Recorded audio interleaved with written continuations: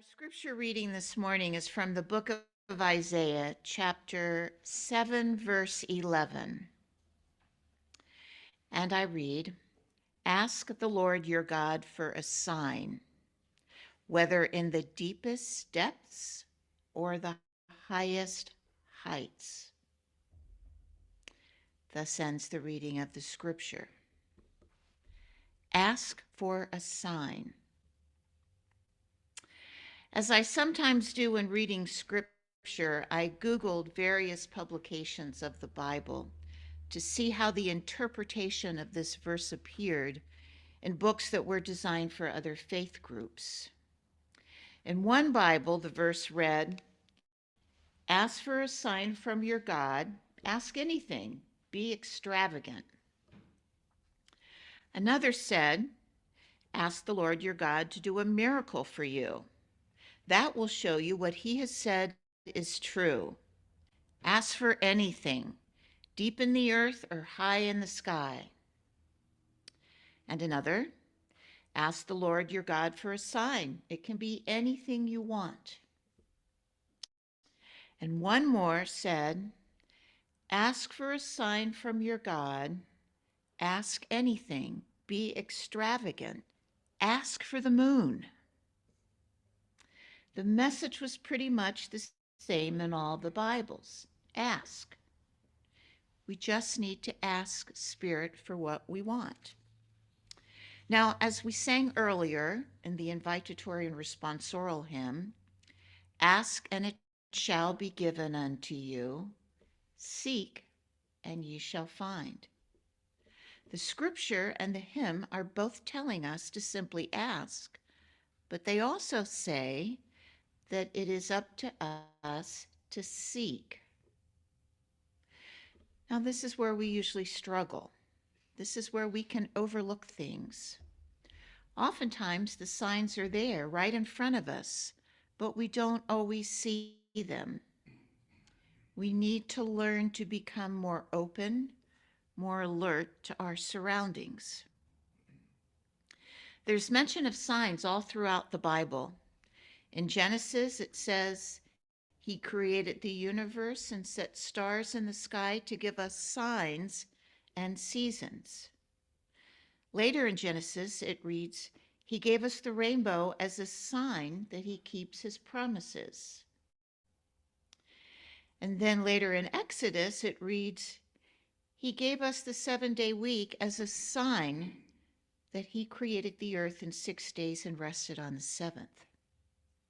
The signs from Spirit are there. We only need to recognize them, to trust in them, and to have faith in them. I'd like to share a few stories with you. Many of you will remember Ed Snyder. Ed was a wonderful man and a devoted member of AMC. He served on our board of trustees. He volunteered for Psychic Saturdays and Rainbow Weekends. He gave of his time to help take care of the buildings, especially the garden. He loved the fountain. And when he passed, he left a very nice, substantial gift to the chapel. Ed's brother John called me the day that Ed passed and said that Ed had shared with him a few days beforehand that he wanted me to do his funeral service, which of course I was very honored to do. Reverend Jim joined me, and together we went out and met with the family. Now, in the days leading up to the service, I spent a lot of time with John and his wife Jean, coordinating the arrangements. Some of you that attended will remember that Ed was a member of the fire company, and so we had the last call with the fire department. He also started the fife band, drum pipers band. We had the bagpipers there. It was a beautiful service. But spending this time with them gave me a chance to get to know John and Jean and many of their family members. About a week or so after the funeral, John called to ask if they could come talk to me. He said he had an epiphany of sorts. He needed to talk in person. So I said, sure.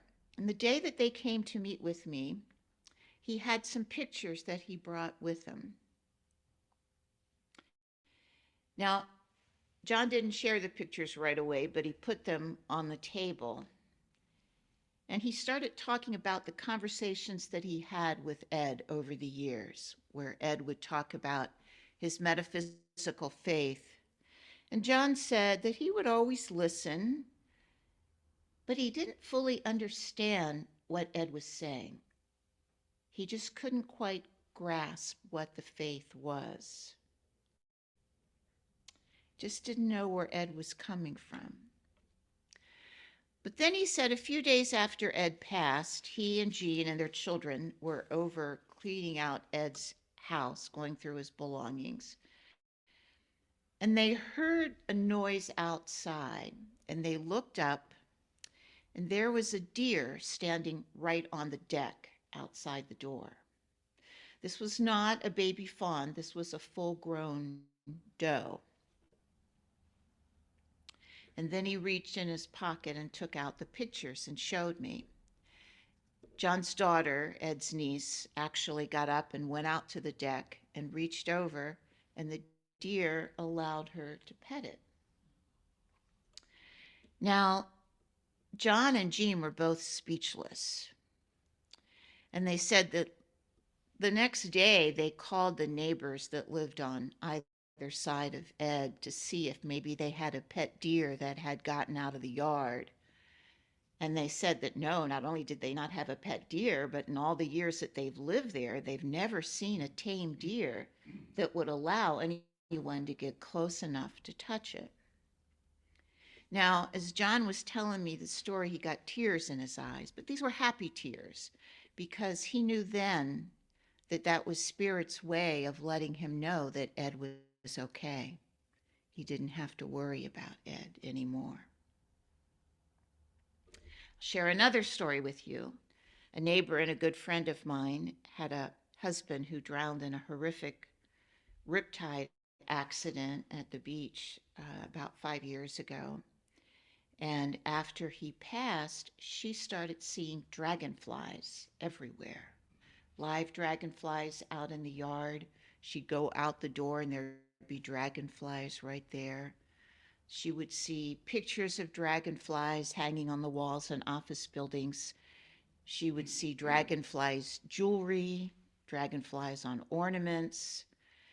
And she would talk to me about it. She said, Nancy, I just can't shake this. There's dragonflies everywhere I look. So I was going over to another friend's house for dinner, and I said, why don't you come with me? She'd not met her before, but I knew that my other friend wouldn't mind. So we went, and as we walked into the dining room to sit down at the table, she pulled on me and she said, Nancy, look. And the upholstery on the seats at the dining room table was none other than dragonflies.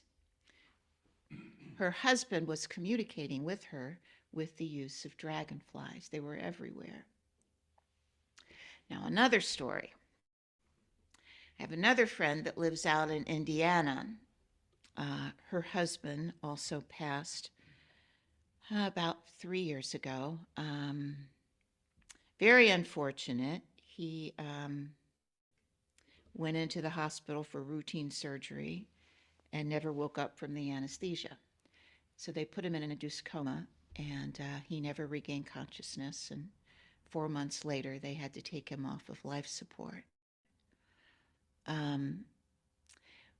He was a very spiritual person when he was on this earth, and we used to have conversations all the time. And he talked often about birds. They loved the birds. They had bird feeders and bird baths all over their yard. And he would often come to her via cardinals or blue jays. Once they had a wreath on their front door and the birds built a nest in it. And so for months, instead of going in the front door and disturbing the bird's nest, they made everybody go around and come in the back door because they just loved the birds so much they didn't want to disturb them. She called me a couple weeks after his passing, and she said, well, guess what happened today? And I knew that this was his birthday, and she'd planned a special party at the house to celebrate his life. And when they moved into the house, he had planted this very tiny rose bush in the front, not very healthy looking, and everyone assumed it was not going to live very long. And it had been there for about, I guess, 7 months or so. This was the winter time, and all the other plants around it had gone dormant. But that rose bush, when she went out to open the door and welcome people in, there was a single bloom on that rose bush in the cold of winter. He wasn't going to miss his party. He wanted to let her know that he was going to be there to celebrate. And then the next day she said, "Well, guess what happened today?" And she said, "I've taken a video I'm going to send to you because you're not going to believe this." And she sent me a video of this little hummingbird. Now, I you may know a little bit about hummingbirds. They can hover in the same spot for very long periods of time. Their heart beats more than 1,200 times per minute.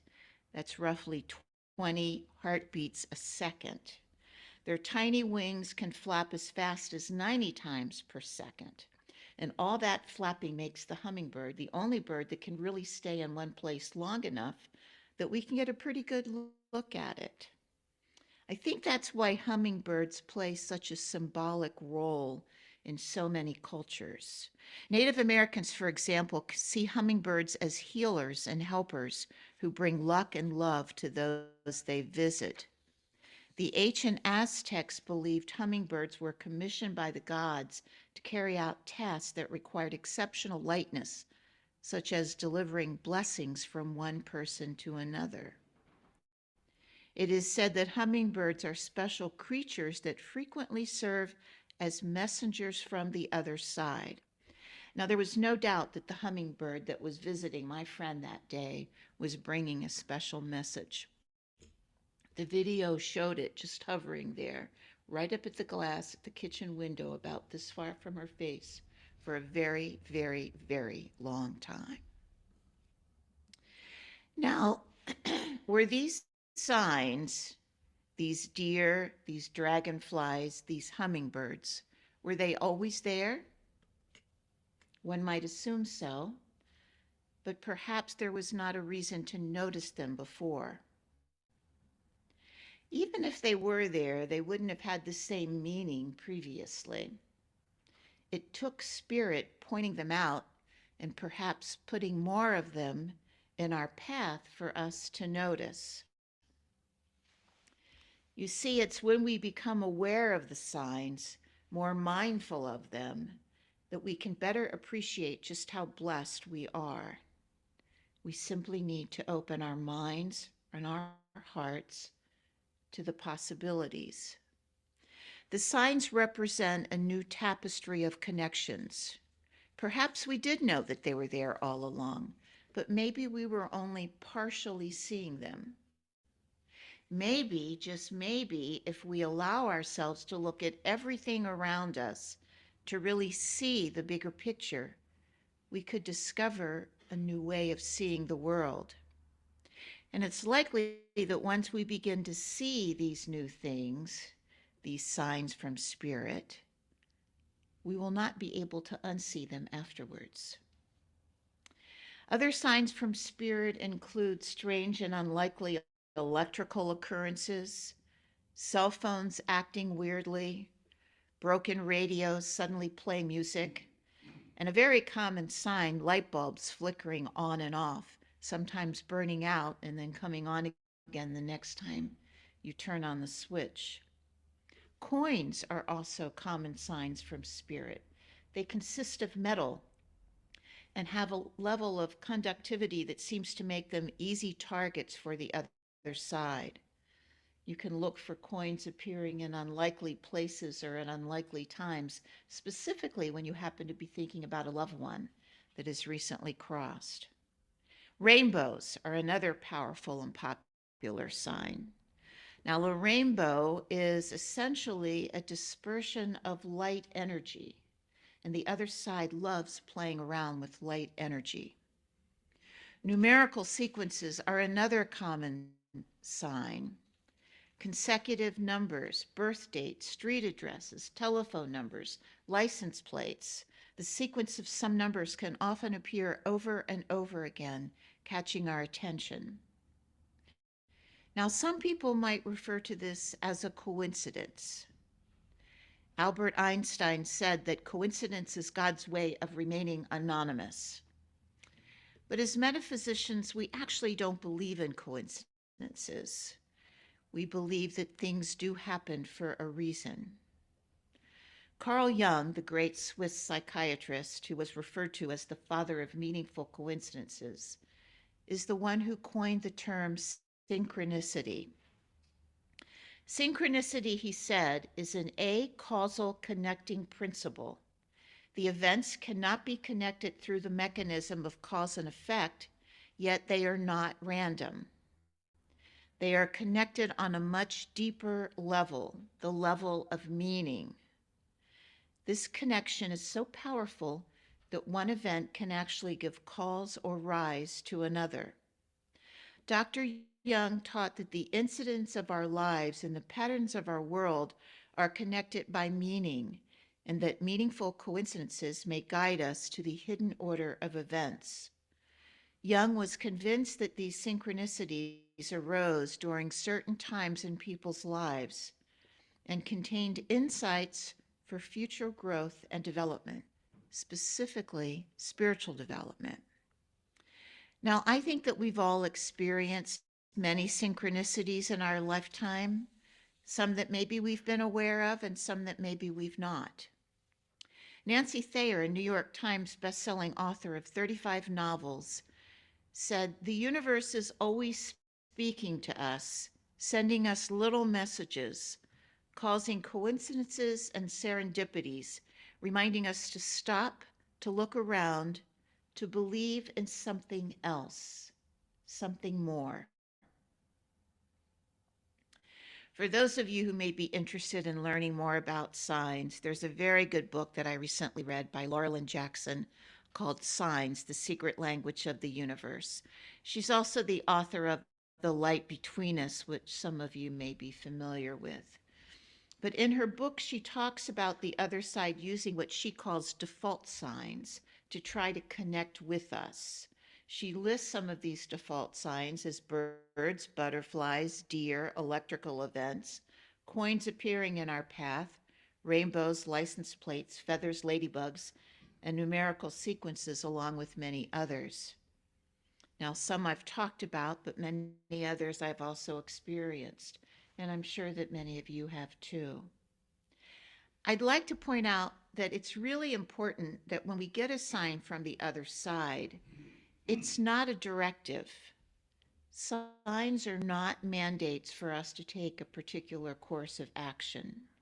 While they can act as a guidepost or maybe nudges of love and support from spirit, we have to remember that we each have the free will to choose our own paths, our own lessons, our own experiences. Ultimately, our free will is what empowers us. We are the ones who decide what we do, not some external force, not even spirit. The choice will always be ours. Now, what the other side does is to make us realize that deep, deep down inside, we often already know what we need to do to find our highest path. We just need to trust it. Spirit is often just trying to get us to open our minds and our hearts to the answer that's already inside of us. The fact is that we're receiving signs every day. The universe, God energy, your loved ones on the other side, your spirit guides, they're all reaching out and trying to connect with you. It's happening, and it's happening a lot. So you say, okay, how does it happen? How does a sign manifest? What is the engine that drives these signs and makes them possible? What is their battery, their power source? Well, the answer is that we are. When we shed our bodies, we all become part of that same universal life force, a massive swirl of light and love and energy. In other words, our energy, our light, our love, our consciousness does not end when we physically die. It endures, and it links with the light energy of everyone else in the history of existence, connecting into one great universal life force. This is the energy behind the powerful cords of light that connect us to the other side, and the energy between the signs that the other side sends us. The universe is made of matter, and all matter is essentially condensed energy. The other side comprises the light and energy of all of our souls put together. Energy, therefore, is the connective tissue of the entire universe, which binds us together. Our guides, our teachers, our loved ones on the other side can manipulate energy fields in a way that makes it ideal to send us signs. It's thought that they do this by utilizing the Earth's magnetic field.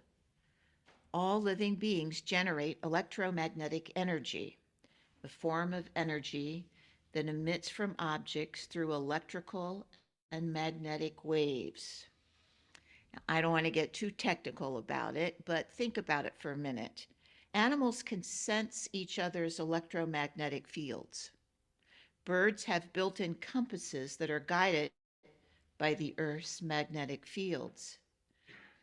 And hunters have long complained about a sixth sense employed by deer because deer are extremely turned into EMFs, to which I say, right on, good for the deer so they don't get shot. The energy is us. The battery is light and love. The power source is the universe itself. And the result is a force that can send us signs that we ask for just when we really need it. We just need to become more aware of them. Our loved ones on the other side are always looking for ways to send us signs, signs that they are supporting us, being there for us, loving us just when we need them most. And they always find a way to get through, just know that.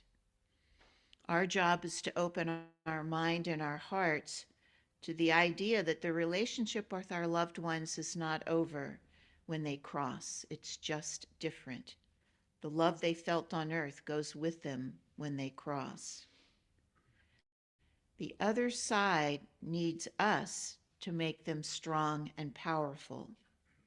Our loved ones need us to be aware and open and receptive, not just for our own signs, but also to help facilitate signs for other people.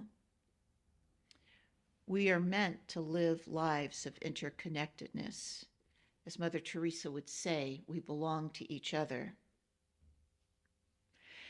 Moving forward, I hope that when you see a sign, you'll pause and think about the hidden message behind what that sign might be trying to tell you, particularly if you happen to see the same sign over and over again. Again, the signs are there. We just need to trust in the signs from Spirit, to have faith in the signs.